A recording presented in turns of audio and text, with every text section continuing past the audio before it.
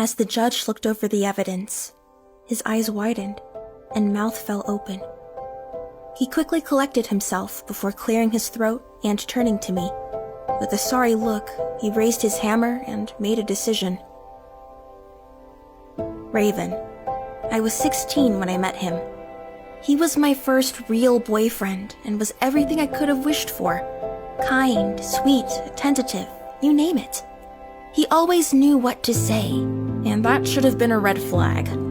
It was a typical love affair and was never meant to last. I was in college when I found out he'd been cheating on me with a close friend, who we'll call Brittany. We broke up shortly after, and even though I never really got closure, I thought that was that. Flash forward to 3 years later, and I receive a Facebook notification telling me I've been added to a group with all my former classmates from high school. Apparently, they were planning a reunion for old time's sake.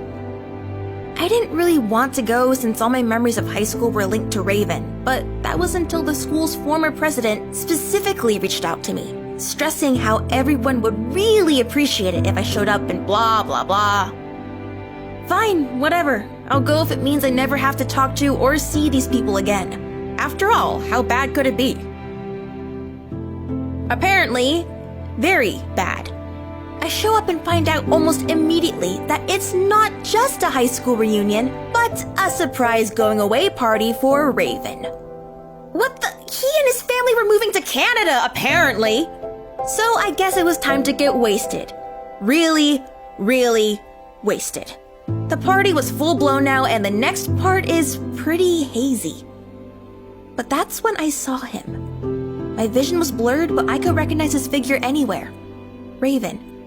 Then, to my horror, he began walking straight towards me. Is he coming to gloat, to tell me I'm not welcome, or to, dare I say it, apologize? Nope, he was just out of it, but not enough to tell me. You left without a word. Was he blaming me? But to my surprise, he confessed. He never had closure. It was too little too late, but it's whatever, I lied. Next thing I know, he's buying me a drink. I rest my eyes for what feels like 5 seconds, and suddenly, we're in the middle of kissing. I wake up in his bedroom. We did it last night. And I needed a shower. Not because I was dirty, but because I felt dirty. Somehow, naive as I was, I tried to convince myself that this was what closure looked like. With him still asleep, I slipped out of his bed, down the stairs, and out of his house. He was leaving in a few days, weeks, I don't know. We left on better terms this time, right? Probably. So again, I thought that was that. The chapter of my life featuring Raven would finally come to an end. Until one day, on Facebook, I see a picture of him. He was in a suit and it was professionally taken. My world stopped. He was getting married. With Brittany! He was with her when we slept together! He cheated again! The first time he cheated on me with her. Now he's cheated on her with me. Unbelievable! How do people like Raven even exist? People that are just so sleazy, greasy, and slimy. I don't know what I ever saw in him. But at the same time, I was also grossly fascinated by him. I wanted to watch him get what he deserved. So I did what anyone would do, stalk his Facebook every day for the next couple of weeks. And all this time, I'm getting more and more emotional. But it wasn't like I cared that much whether he got married or not. Or if he even got the karma he deserved. I was also getting tired and sleepy all the time, but it's not like I was losing sleep over the guy. I also was hungry. A lot. Suffice to say, my hormones were all over the place, but I refused to believe that Raven was in any way responsible. Weeks of stalking, and I've now figured out the venue, his best man, his wedding day, in 7 days. That's when I realized I had missed my period. I go to the doctor and she confirms my worst nightmare. I'm pregnant.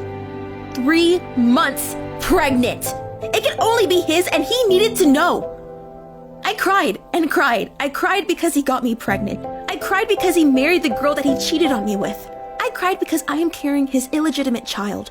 I cried because even if I don't love him anymore, I want him to be in my child's life. I cried so much that I shouldn't have even driven, but I drove home anyway. I wrote him a message, and with it, a sonogram of our child. Just because we slept together that one time doesn't mean your child is mine. He might have been right. If I had been with anyone else but him. But I hadn't.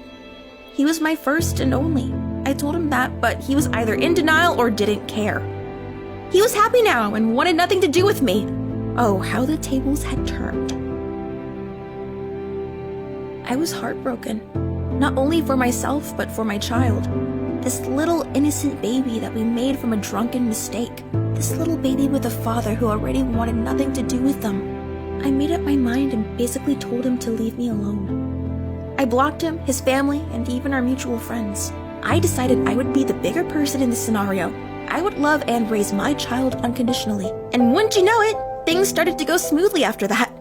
I went to the doctors every few weeks to make sure my baby and I were healthy. It was during one of those visits that I learned I wasn't carrying just one baby, but two. I was carrying fraternal twins. I opened my mouth, but words wouldn't come out.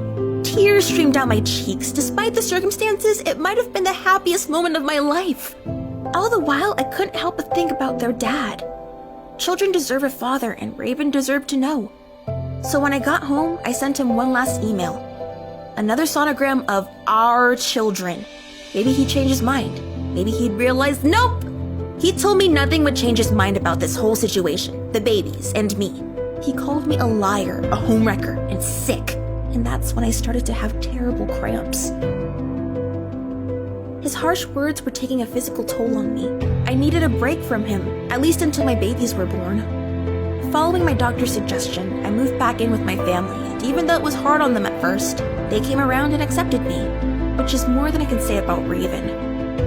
And finally, on July 10th, 2017, I gave birth to my son and daughter, Charles and Kira. He looked like me, and she like her father. My parents helped take care of them while I went back to work. You know, to be a good mother and support them. But supporting two children, emotionally, mentally, financially, is very different from how I thought it would be. I needed Raven, and I wasn't the only one who knew that. My meddling mother, bless her heart, had been talking to lawyers about child support. Apparently, all they needed was proof. Proof that he's the father. But I wasn't the only one with a mother determined to help her child. Raven also brought along his mother, who was like her son, as slippery as she was rich. She and Raven stared at me up and down as I walked into court, clearly annoyed that I was wasting their precious time. They were confident that I was just after Raven's trust fund. So confident, in fact, that his mother even ordered a DNA test herself to prove that he wasn't the father. But before the hearing, she struts up to me with her head held high, ready to give me a piece of her mind. What she didn't know, however, was I had a trick up my sleeve. Before she could even open her mouth, I pulled out a picture of the children and held it in front of her. Whatever she was prepared to say to my face now just fell to the floor as mutters before she fell silent, staring at the picture. What the DNA test showed didn't matter to her anymore. It was clearly her son's children, her grandchildren. She literally retreated back to her son quietly, with none of the confidence she had shown just moments ago. She whispered to Raven occasionally, but he just brushed her off. With that one picture, she switched sides. She might have been mean, but never to her own family. Then the court order began. We showed the judge the DNA test, obviously a 100% match. We showed him evidence that Raven never paid a cent of child support. We showed him screenshots of him telling me to get rid of the babies by any means necessary. The judge was visibly shocked. All the other nasty things he said to me probably didn't help either. Raven was now shaking with fear and anger. The sweet-talking, arrogant persona that he tried to pull off was now a nervous wreck. The judge decided he'd need to pay child support every month until the children were 18. Or until I no longer needed it to raise them. For the first time in his life, Raven was speechless. as if he didn't see it coming. His mom, well, she almost looked relieved. My guess is she wanted to stay in contact with her grandchildren in some way. Well, good luck with that. If Raven's any indication, she has no idea how to raise children. So there's no way I'd trust any of them with my babies. That's right, my babies.